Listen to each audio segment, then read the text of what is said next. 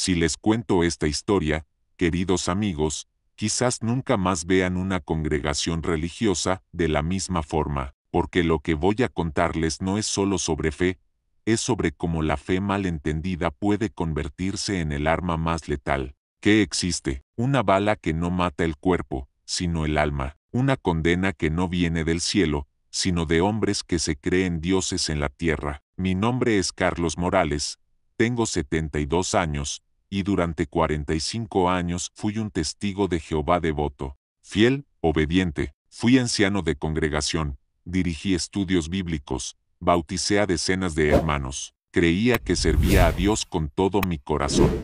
Pero hoy, mirando hacia atrás desde esta casa que antes estaba llena de reuniones familiares y estudios bíblicos, me pregunto si realmente servía a Dios, o si servía a hombres que jugaban a ser Dios. Vivo aquí en Guadalajara, México, en una casa que antes vibraba con las risas de mis nietos, con las voces de hermanos de la congregación que venían a visitarnos cada semana. Una casa que ahora está tan silenciosa que puedo escuchar el eco de mis propios pensamientos tormentosos. ¿Saben lo que es despertar cada mañana y recordar que su nieto ya no está? ¿Saben lo que es abrir la puerta de la habitación donde solía quedarse cuando venía de visita y encontrar solo vacío donde antes había vida, sueños, esperanza? Si me acompañan hasta el final de esta historia, entenderán por qué decidí romper mi silencio después de 3 años. Porque hay secretos que matan más que las balas, queridos amigos,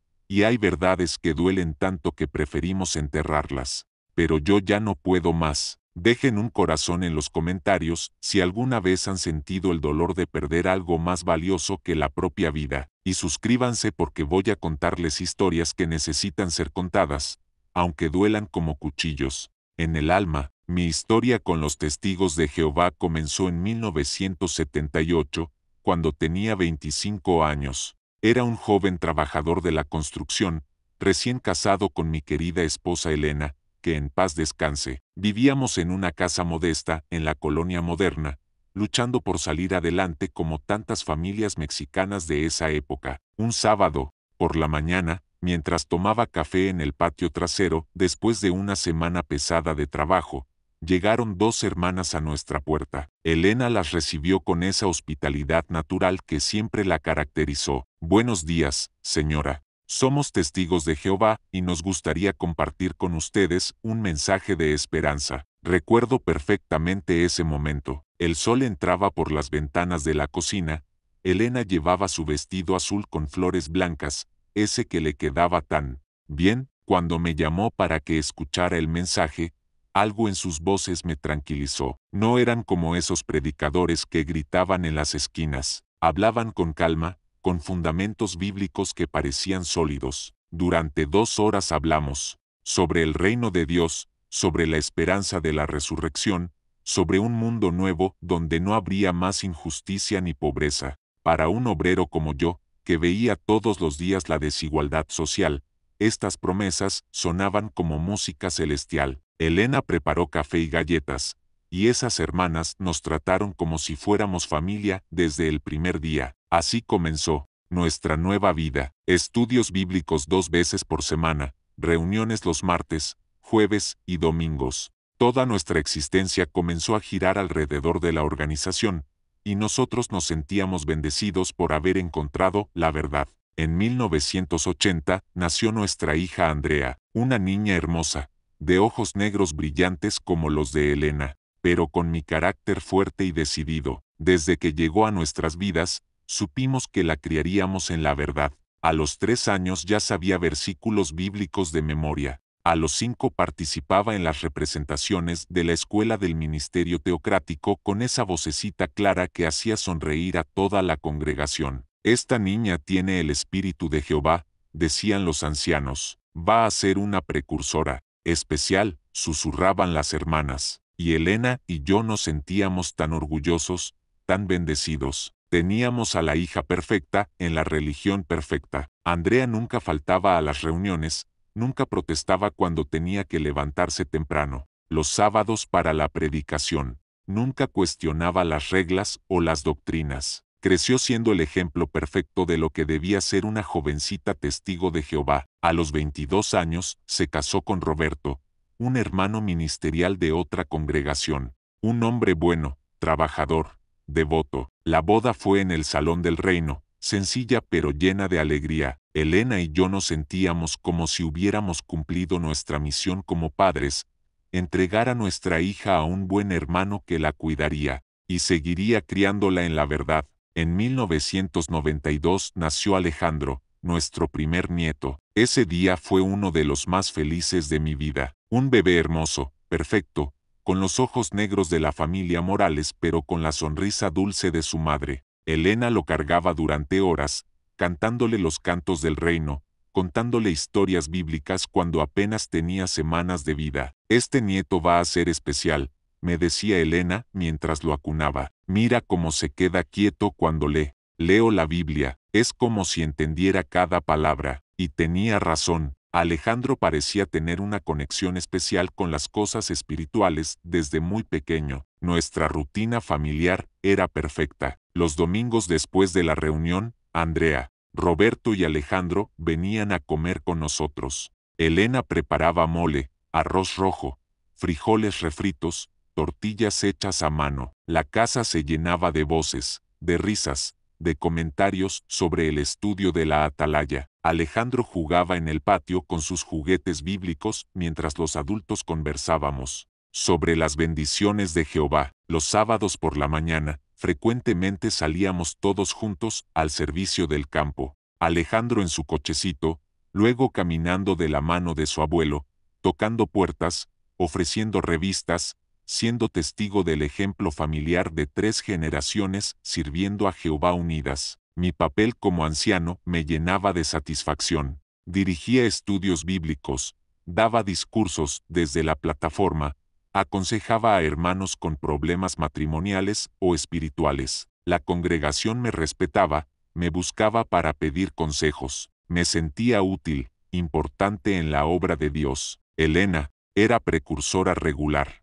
Dedicaba 70 horas mensuales a la predicación, dirigía estudios con mujeres interesadas, organizaba actividades sociales para las hermanas. Éramos la familia, ejemplo de la congregación. Otros padres señalaban a Andrea como el modelo a seguir para sus hijas. Otros abuelos envidiaban la relación estrecha que teníamos con nuestro nieto. Pero queridos amigos, la vida tiene una manera cruel de enseñarnos que la perfección aparente puede ser la máscara más peligrosa que existe. Los primeros años de Alejandro fueron realmente mágicos. Era un niño extraordinariamente inteligente y sensible. A los 8 años daba comentarios en las reuniones con una madurez que sorprendía a todos. Sus respuestas no eran las típicas repeticiones mecánicas que daban otros niños. Él realmente parecía entender y reflexionar sobre lo que estudiaba. Abuelo, me preguntaba durante nuestras caminatas dominicales, después del almuerzo familiar,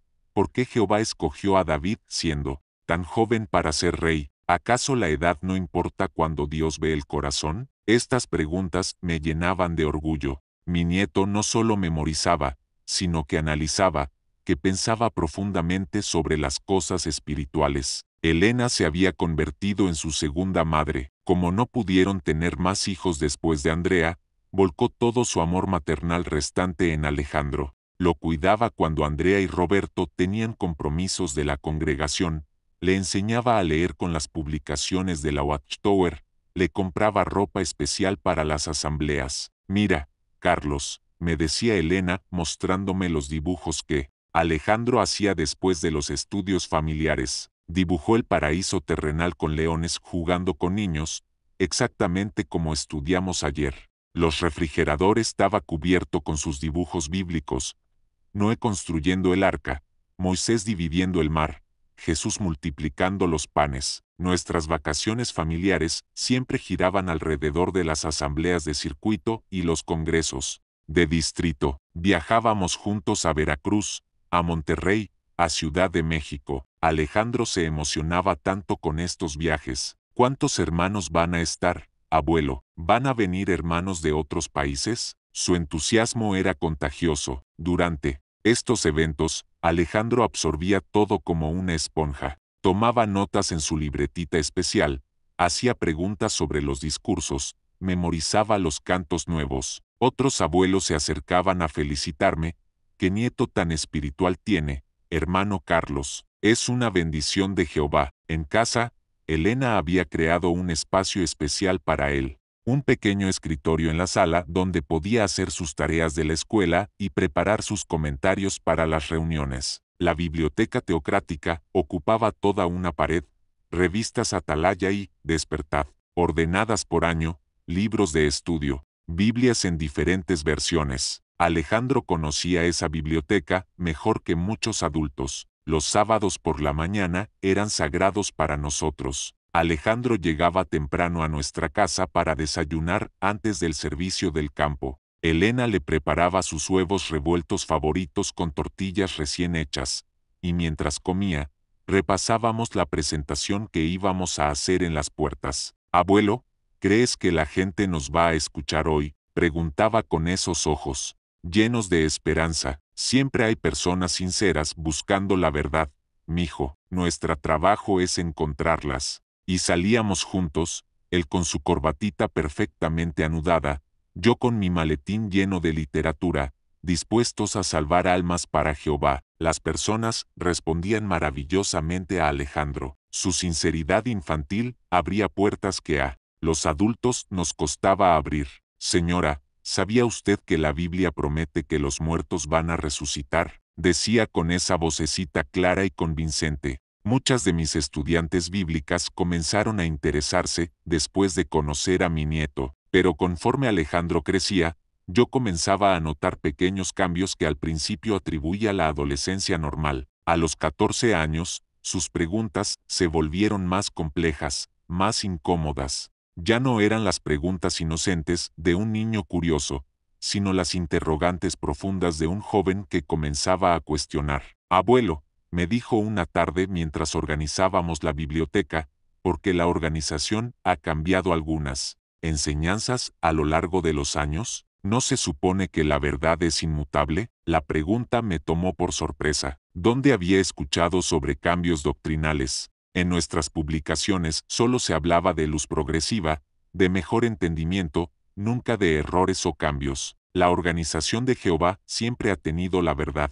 mijo», le respondí usando la explicación estándar que había dado tantas veces desde la plataforma. «Pero nuestro entendimiento va creciendo, como la luz del amanecer que se va haciendo más brillante». Alejandro asintió, pero vi en sus ojos que mi respuesta no lo había satisfecho completamente. Elena comenzó a preocuparse también. «Carlos, el muchacho, ha estado muy callado en las reuniones últimamente. Antes siempre levantaba la mano para participar, pero ahora se queda en silencio». Era cierto, las participaciones entusiastas de Alejandro habían disminuido notablemente. Una noche, después de la reunión de entre semana, Andrea y Roberto vinieron a hablar conmigo a solas. «Papá, necesitamos tu consejo», me dijo Andrea con preocupación evidente en su rostro. «Alejandro ha estado haciendo preguntas muy complicadas. Roberto y yo no sabemos cómo responder». «¿Qué tipo de preguntas?», inquirí, aunque en mí corazón comenzaba a formarse una semilla de temor. «Preguntas sobre la cronología bíblica, sobre las profecías que aparentemente no se cumplieron, sobre por qué no podemos celebrar cumpleaños pero sí aniversarios de boda. Preguntas que suenan peligrosas». La palabra peligrosas resonó en mi mente. En mis 40 años como testigo de Jehová, había aprendido que ciertas preguntas eran señales de alerta. Preguntas que indicaban posible influencia apóstata, pensamiento independiente, falta de fe en la organización. ¿Qué opinan hasta aquí, queridos amigos? ¿Han notado cómo las preguntas honestas pueden convertirse en motivo de temor en lugar de celebración? Dejen sus comentarios porque sus experiencias me ayudan a continuar esta difícil pero necesaria historia. Esa conversación con Andrea y Roberto marcó el inicio de lo que yo ahora reconozco como el período más difícil de nuestras vidas familiares. Decidí que como abuelo y anciano experimentado, era mi responsabilidad intervenir antes de que la situación empeorara. Al domingo siguiente, invité a Alejandro a dar un paseo después del almuerzo familiar. algo que habíamos hecho cientos de veces a lo largo de los años. Pero esta vez tenía una agenda específica. Caminamos hacia el parque cercano a nuestra casa, ese mismo parque donde lo había llevado a jugar cuando era pequeño. Mijo, le dije mientras nos sentábamos en nuestra banca favorita, tus padres me han contado que tienes algunas dudas sobre nuestras creencias. Es normal que los jóvenes cuestionen, pero también es importante que sepas cómo manejar esas dudas de manera apropiada. Alejandro, que ya tenía 15 años, me miró con esos ojos negros que cada día se parecían más a los de un adulto. Abuelo, ¿alguna vez has tenido dudas sobre la organización? La pregunta me golpeó como un rayo. Por supuesto que había tenido dudas pequeñas, momentáneas, pero jamás me había permitido explorarlas profundamente. Las dudas son normales, Alejandro, pero la diferencia entre un cristiano maduro y alguien que se desvía del camino está en cómo maneja esas dudas. Nosotros llevamos nuestras preguntas a la organización, estudiamos más profundamente, confiamos en los hermanos más experimentados. Pero ¿qué pasa si las respuestas de la organización no tienen sentido, abuelo? ¿Qué pasa si la investigación personal muestra algo diferente? Sus palabras me helaron la sangre. Investigación personal. Esa frase era una señal de alarma en el vocabulario de los testigos de Jehová. Alejandro, le dije con la voz más seria que pude, la investigación independiente es peligrosa porque nuestra mente humana es limitada. Satanás usa precisamente nuestro orgullo intelectual para desviarnos de la verdad. Por eso Jehová estableció una organización visible para guiarnos. Vi cómo sus hombros se tensaron ligeramente. Entonces nunca debemos cuestionar lo que nos enseñan, ni siquiera cuando no tiene sentido. La tristeza en su voz me partió el corazón, pero también me asustó profundamente. Esa noche llamé al hermano Martínez, el coordinador del cuerpo de ancianos de su congregación. Hermano Carlos, me dijo con esa voz grave que usaba para asuntos serios, he estado notando ciertos cambios en el joven Alejandro. Su participación ha disminuido, su actitud durante las reuniones parece distante. Estoy preocupado también, admití. Ha estado haciendo preguntas que me resultan familiares. Son las mismas preguntas que hacen los que eventualmente se desvían del camino. Acordamos que era necesario tomar medidas preventivas antes de que fuera demasiado tarde. Los meses siguientes implementamos lo que llamábamos cuidado pastoral intensivo. Alejandro comenzó a recibir visitas regulares de los ancianos, estudios bíblicos adicionales enfocados en el fortalecimiento de la fe y supervisión más estrecha de sus actividades y lecturas. Elena, que siempre había sido extremadamente cercana a Alejandro, comenzó a notar cambios más sutiles. Carlos, el muchacho ya no me cuenta sus cosas como antes. Antes me platicaba sobre sus amigos de la escuela, sobre sus tareas, sobre sus planes. Ahora responde con monosílabos. Era cierto, las comidas dominicales familiares se habían vuelto tensas. Alejandro participaba físicamente, pero su mente parecía estar en otro lugar. Ya no iniciaba conversaciones sobre temas espirituales, ya no hacía esas preguntas profundas que antes nos llenaban de orgullo. Una tarde, mientras Elena y yo limpiábamos después de una reunión de estudio bíblico que habíamos tenido en nuestra casa, encontramos algo que nos dejó helados. Debajo del sofá donde Alejandro siempre se sentaba durante estos estudios, había una libreta con notas manuscritas. Carlos, mira esto, me dijo Elena con voz temblorosa mientras hojeaba las páginas. Eran preguntas, páginas y páginas de preguntas meticulosamente escritas.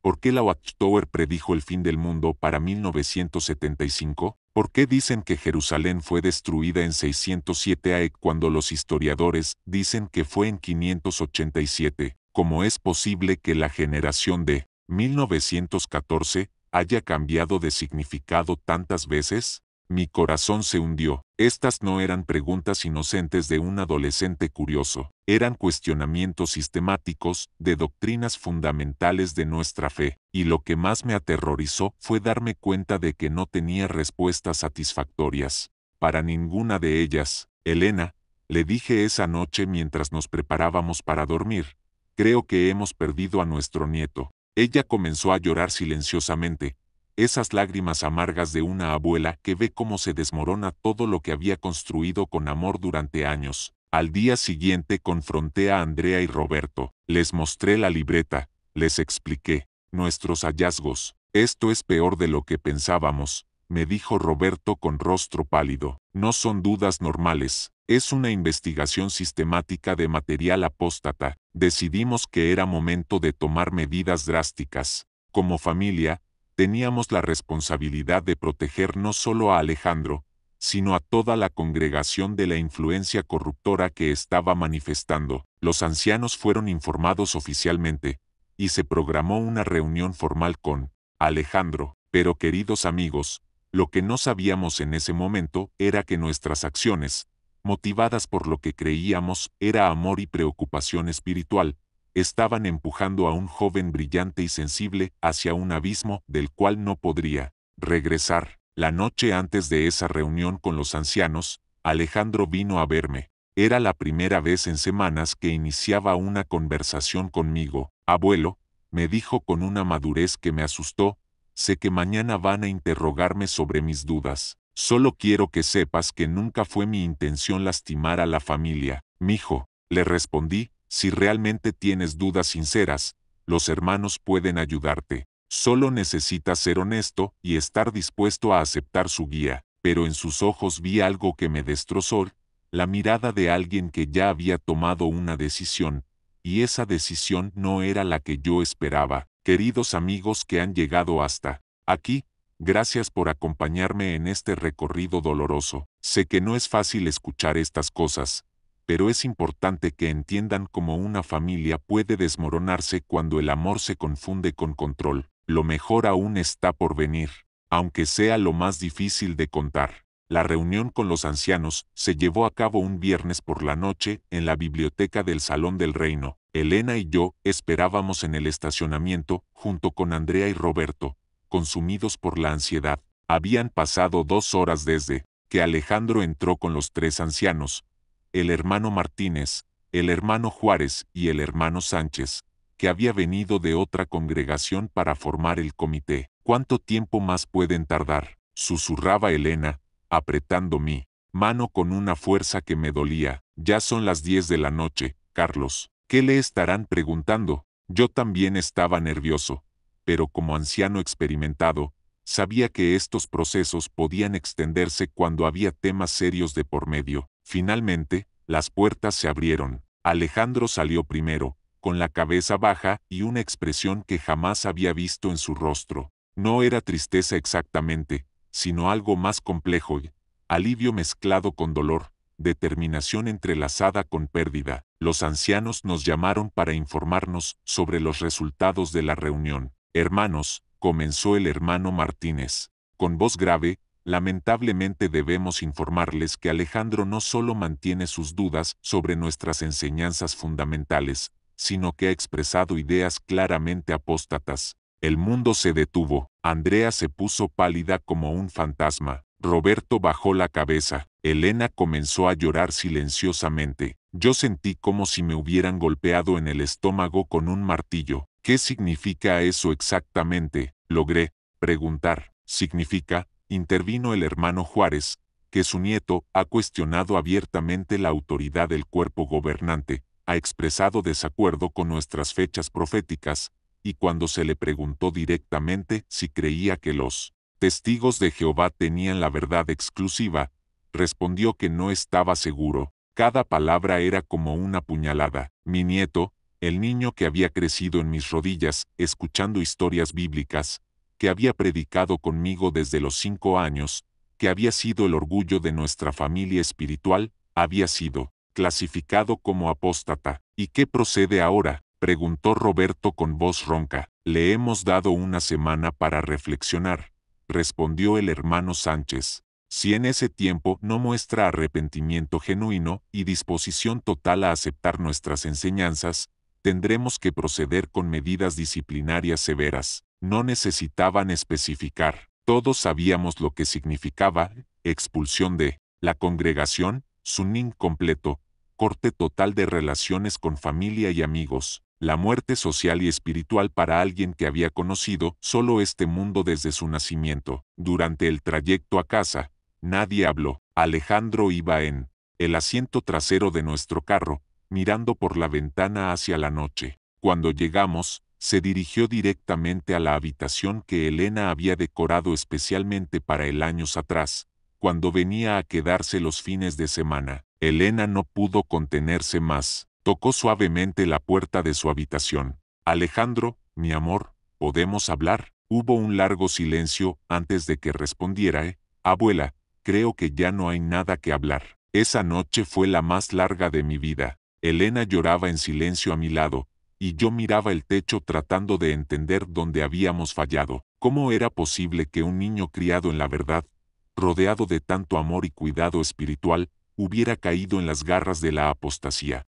La mañana siguiente, Elena preparó el desayuno como siempre hacía cuando Alejandro se quedaba con nosotros. Huevos revueltos, frijoles refritos, tortillas recién hechas, jugo de naranja fresco. Pero cuando él bajó, había algo definitivo en su comportamiento. Abuela, abuelo, nos dijo mientras se sentaba a la mesa, quiero que sepan que los amo mucho. Ustedes han sido lo más importante en mi vida después de mis padres. Pero ya, no puedo seguir fingiendo que creo cosas que no creo. Mijo, le supliqué, solo necesitas tener fe. Las dudas son normales, pero la fe es más fuerte que la razón humana. Él me miró con esos ojos que ya no eran los de mi nieto pequeño, sino los de un joven adulto que había tomado decisiones difíciles. Abuelo, ¿tú realmente crees que Dios quiere que las familias se separen cuando alguien no está de acuerdo con las enseñanzas de una organización? ¿Realmente crees que el amor condicional viene de Dios? La pregunta me atravesó como una lanza. Elena se levantó de la mesa y se acercó a él. Alejandro, mi nieto querido, por favor, piénsalo bien. Una semana de reflexión puede cambiar todo. Los hermanos están dispuestos a ayudarte si muestras arrepentimiento. Él la abrazó con una ternura infinita. Abuela, arrepentirse significaría mentir sobre lo que realmente pienso y siento. ¿Es eso lo que Dios quiere de mí? ¿Que mienta para mantener la paz? Elena no pudo responder. Tampoco yo pude. Los días siguientes fueron una cuenta regresiva hacia la tragedia. Alejandro siguió viviendo en nuestra casa esa semana, pero era como si fuera un fantasma. Participaba en las comidas familiares, respondía cuando le hablábamos, pero había una distancia emocional que se hacía más profunda cada día. Elena intentaba mantener conversaciones normales con él, preguntarle sobre la escuela, sobre sus amigos, sobre sus planes futuros, pero sus respuestas eran cada vez más vagas, como si ya hubiera comenzado a desconectarse de la vida que había conocido. Una noche lo encontré en el patio trasero,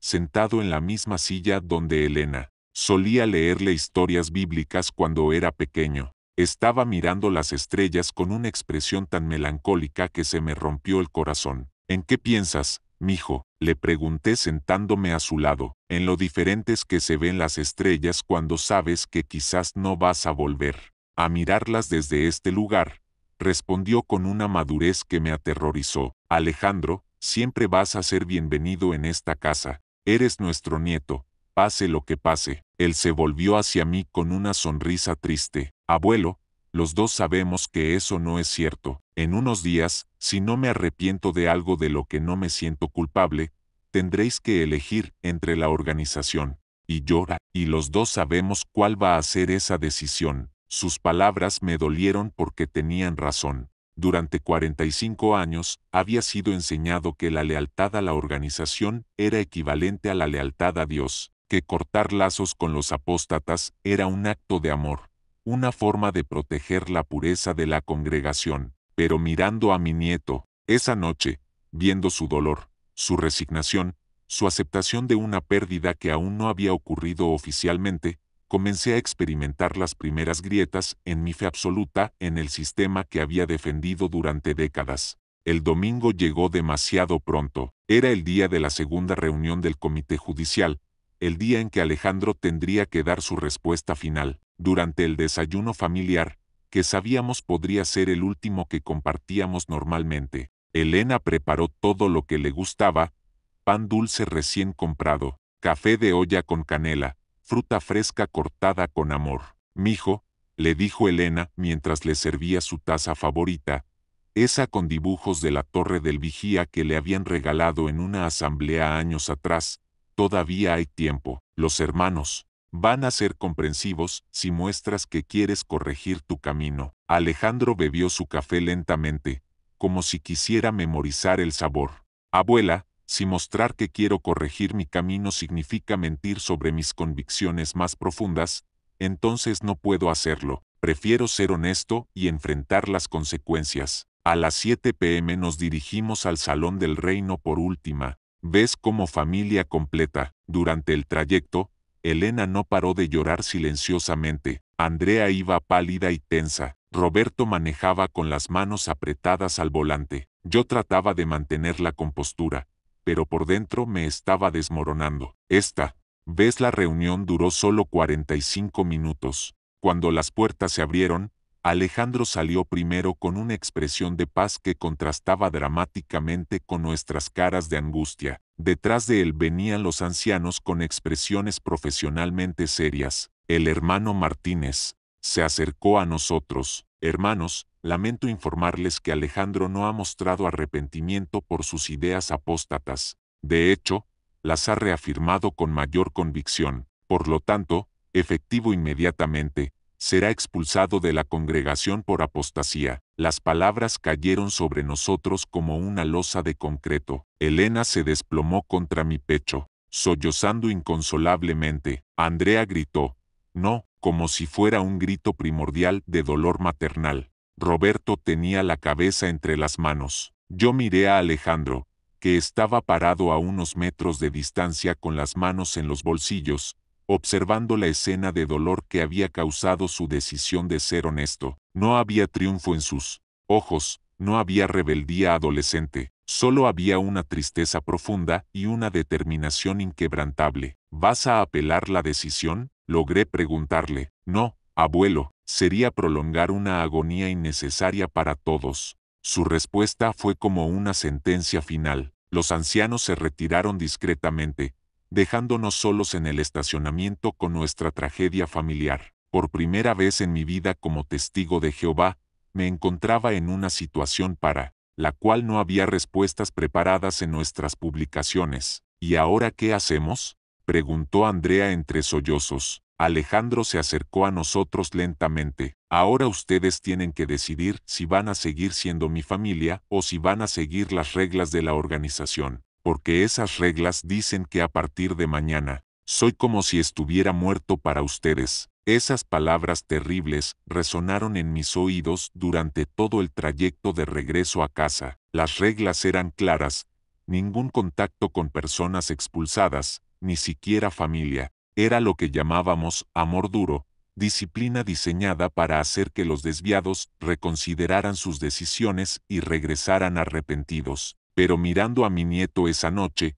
viendo su dignidad en medio del dolor, comencé a cuestionar por primera vez en 45 años si esas reglas realmente venían de un Dios de amor. Los días siguientes fueron un infierno emocional. Alejandro siguió viviendo físicamente en nuestra casa, pero las reglas de la organización dictaban que debíamos tratarlo como si no existiera. Nada de conversaciones casuales, nada de expresiones de cariño, solo lo absolutamente necesario para coexistir bajo el mismo techo. Elena no podía hacerlo. La sexta varias veces, acercarse a la habitación de Alejandro con comida, con ropa limpia, con esos pequeños gestos maternales que habían definido su relación con él durante 16 años. Carlos, me decía llorando, ¿cómo puedo ignorar a mi nieto? ¿Cómo puedo tratarlo como si fuera un extraño? Yo trataba de seguir las reglas estrictamente, pero era una tortura. Cuando Alejandro estaba enfermo con gripe,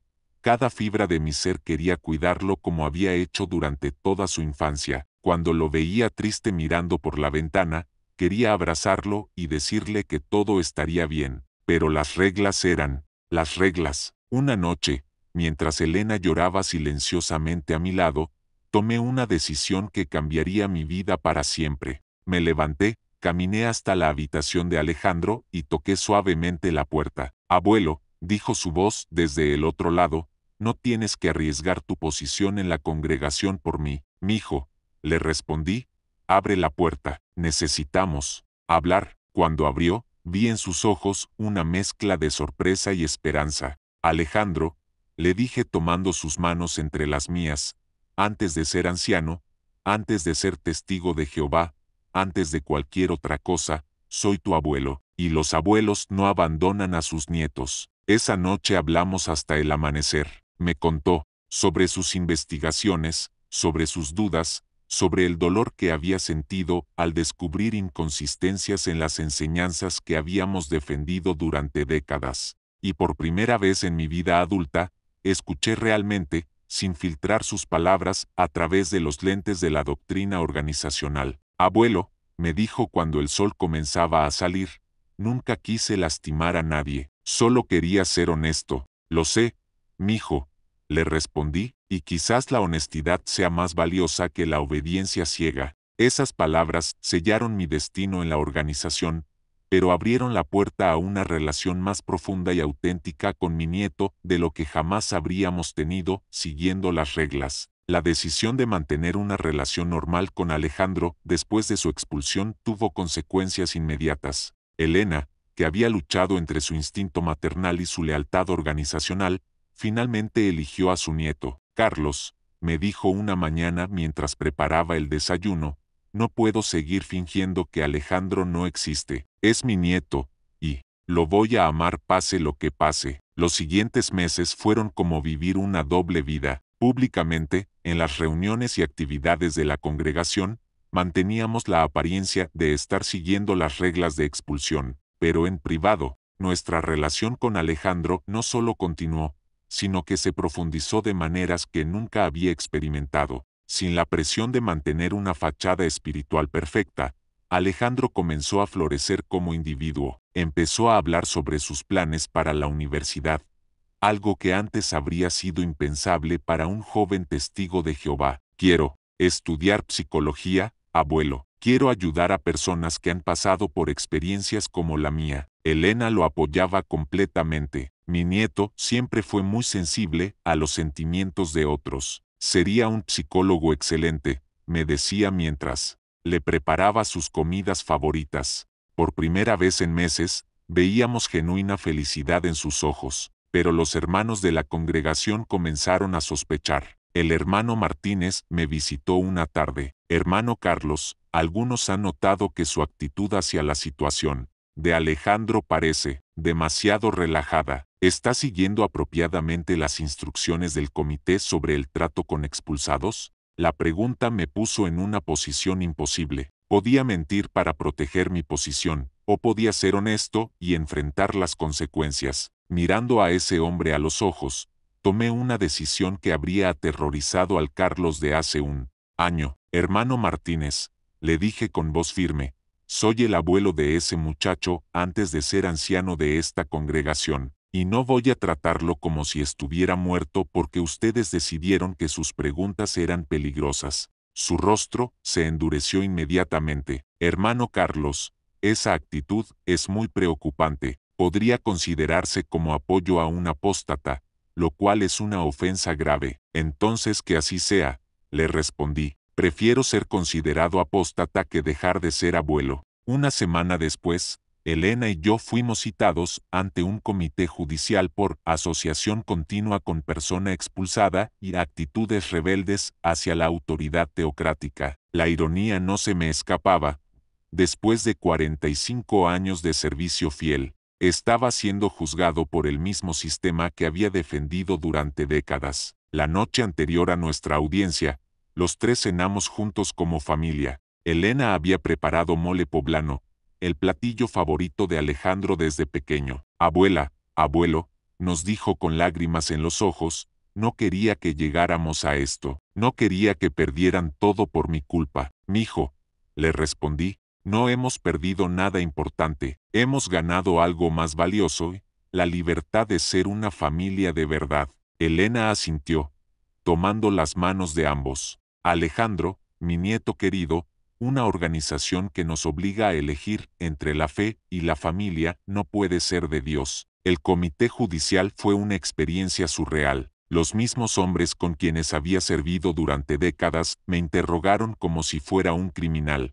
¿Reconoce que ha mantenido contacto normal con su nieto expulsado? Sí. ¿Entiende que esto viola las instrucciones claras de la organización? Sí. ¿Está dispuesto a cortar ese contacto y mostrar arrepentimiento? Nora, Elena y yo fuimos expulsados esa misma noche. 45 años de servicio, miles de horas de predicación, décadas de liderazgo espiritual, todo borrado en una decisión de 5 minutos porque elegimos amar a nuestro nieto incondicionalmente. Pero, algo extraordinario sucedió después de nuestra expulsión.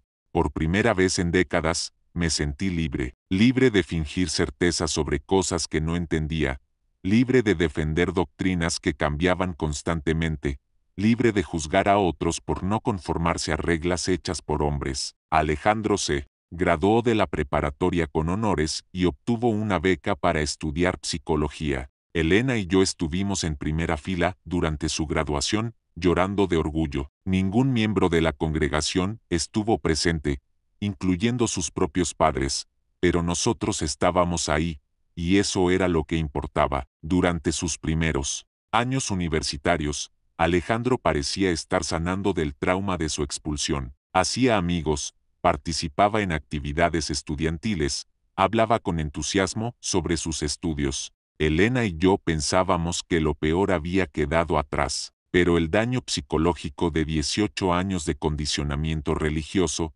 de culpa internalizada, de miedo al abandono divino, no desaparece fácilmente. En su tercer año de universidad, comenzamos a notar cambios preocupantes. Alejandro se volvía más retraído, más melancólico. Sus visitas a nuestra casa se hicieron menos frecuentes. «Está bien, abuelo», nos decía cuando preguntábamos por su bienestar. «Solo estoy ocupado con los estudios». Pero Elena, con esa intuición maternal que nunca la abandonó, sabía que algo más profundo estaba sucediendo. Una noche de diciembre del 2021, Alejandro vino a cenar con nosotros. Había algo diferente en él, una calma extraña que no sabía cómo interpretar. Abrazó a Elena más largo de lo usual, me dio un apretón de manos más firme. «Los amo mucho», nos dijo antes de irse. «Gracias por nunca haberme abandonado». 2 días después, el 15 de diciembre del 2021, encontraron a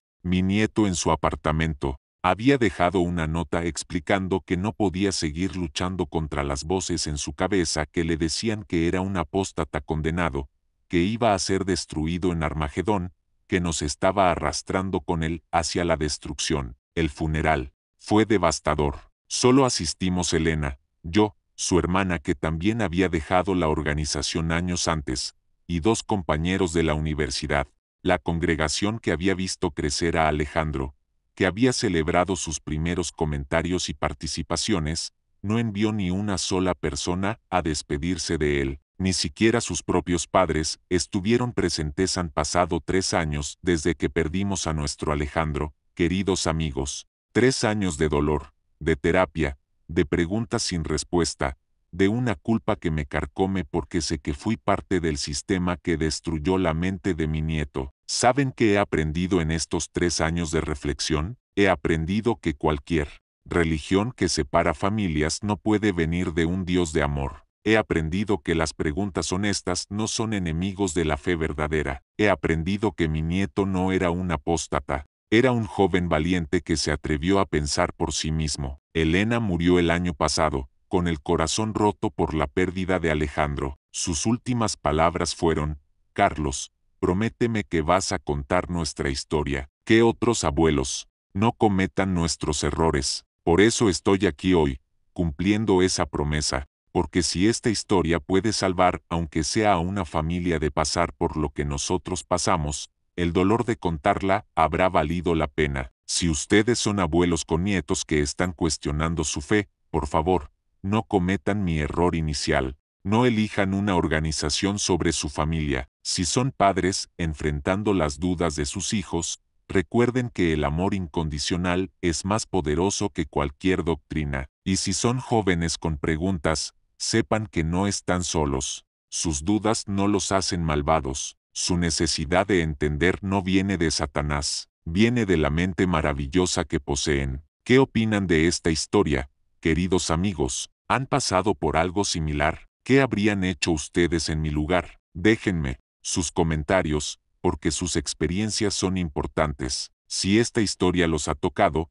compartan este video para que otros abuelos, otros padres, otras familias sepan que hay alternativas al abandono institucionalizado. Suscríbanse a este canal porque seguiré contando estas historias necesarias, aunque duelan. Y no olviden ver el siguiente video recomendado, donde les contaré sobre mi proceso de reconstruir mi vida después de los testigos de Jehová. Recuerden siempre, el amor verdadero nunca exige que abandonen a las personas que más aman. Mi Alejandro ya no está con nosotros, pero su historia puede iluminar el camino para que otras familias no se destruyan por doctrinas inhumanas. Gracias por acompañarme en este viaje doloroso pero necesario. Nos vemos en los comentarios, queridos amigos.